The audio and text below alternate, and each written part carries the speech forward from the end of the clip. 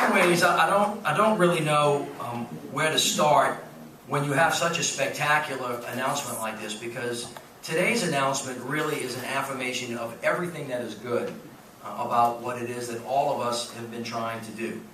So as the governor alluded to a moment ago, and as did Brackett, this is an all-hands-on-deck effort.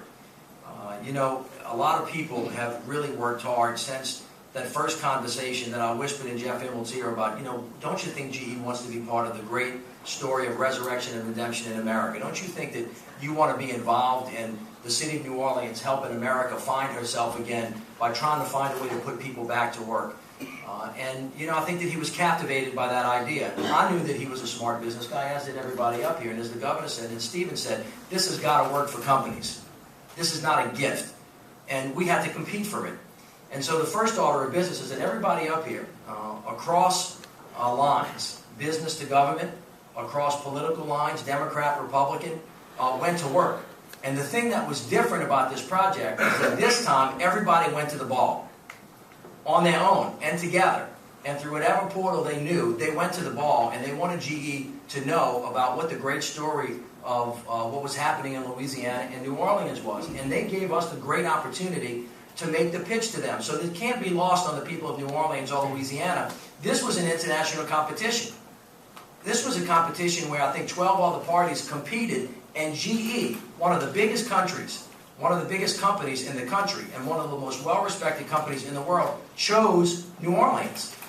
They chose us. And they chose us because they thought that we were capable, and we knew we were capable, of providing for them an opportunity for them to give a great return to their shareholders, and for us to create jobs for the people of New Orleans. That is an amazing story that everybody should just be so proud of in the city of New Orleans, because I have said many times, as has the governor, if we have a chance to compete, if you just give us a level playing field, and you let everybody here put their best foot forward, we will show time and time and time again that we are as good as anybody else in the country, and perhaps anybody else in the world.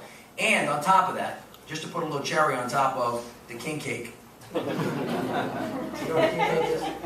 All right, good. I get one every year. With my good friend Jim Irwin down there. These are not just any jobs.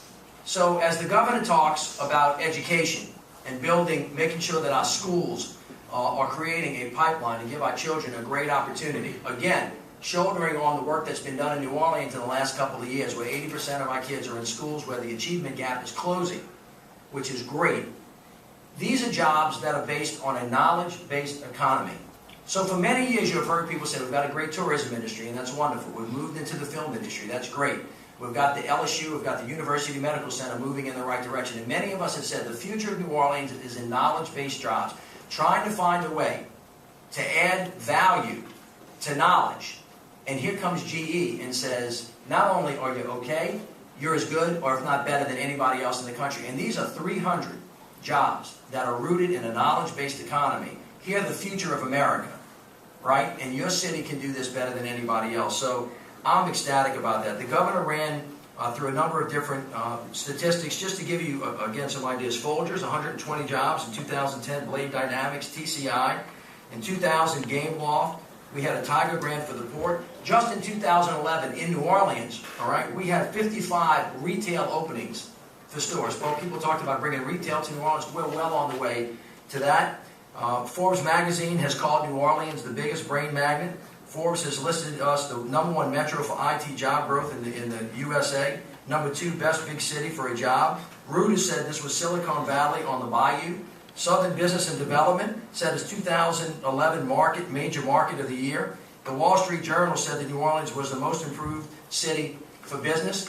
Last year, our property values went up 10% and our unemployment rate went down. This is a city that's on the move.